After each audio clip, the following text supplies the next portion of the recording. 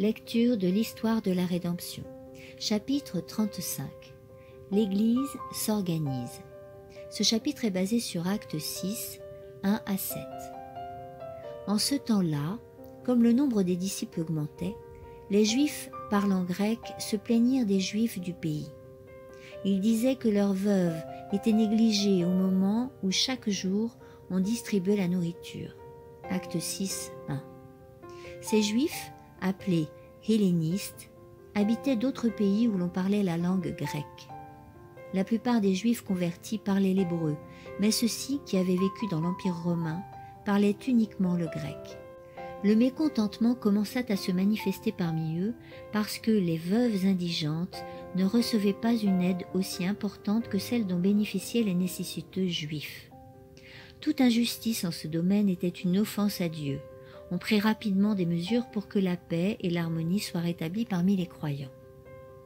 Le Saint-Esprit suggéra un système qui permettrait aux apôtres d'être déchargés de la tâche qui consistait à faire la distribution des secours aux pauvres et dispenser d'autres charges semblables, afin qu'ils puissent consacrer leur temps à annoncer le Christ.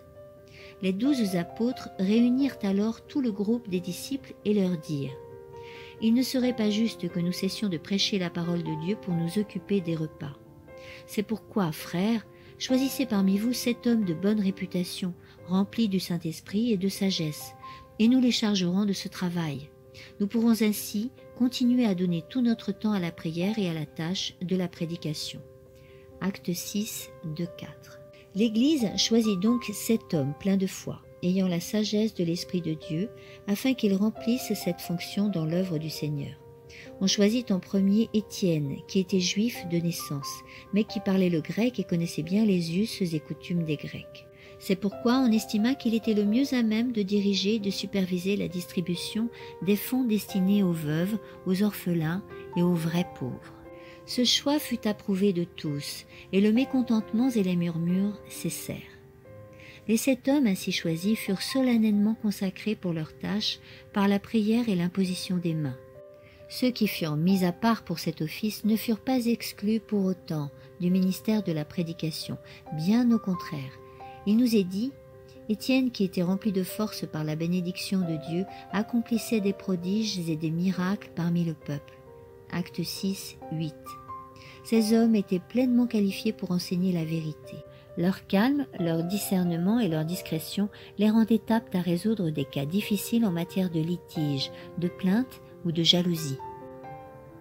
Le choix de ces hommes chargés de s'occuper des affaires de l'Église, afin que les apôtres soient disponibles pour enseigner la vérité, fut grandement béni de Dieu. L'Église progressa en nombre et en force. La parole de Dieu se répandait de plus en plus. Le nombre des disciples augmentait beaucoup à Jérusalem et de très nombreux prêtres acceptaient la foi. Acte 6, 7. Il est nécessaire que la même forme d'organisation soit maintenue aujourd'hui dans l'Église comme au temps des apôtres. Les progrès de la cause de Dieu dépendent en grande partie du fonctionnement de ces différents services qui doivent être assurés par des hommes compétents, possédant les qualifications requises pour leurs tâches. Ceux que Dieu choisit comme dirigeants dans son œuvre pour veiller aux intérêts spirituels de l'Église devraient, autant que possible, être déchargés des responsabilités et des soucis d'ordre temporel. Ceux que le Seigneur a appelés à enseigner la parole et la doctrine devraient avoir du temps pour méditer, pour prier et pour étudier les Écritures. En s'occupant des détails relatifs aux affaires séculières et en étant confrontés aux différents tempéraments de ceux qui participent aux activités de l'Église, leur discernement spirituel s'affaiblit. Il est normal que toutes les affaires à caractère temporel soient soumises à des administrateurs compétents et réglées par eux.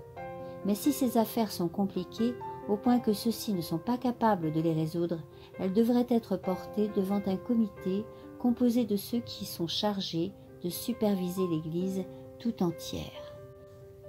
Suite de la lecture au chapitre 36, dans le prochain audio.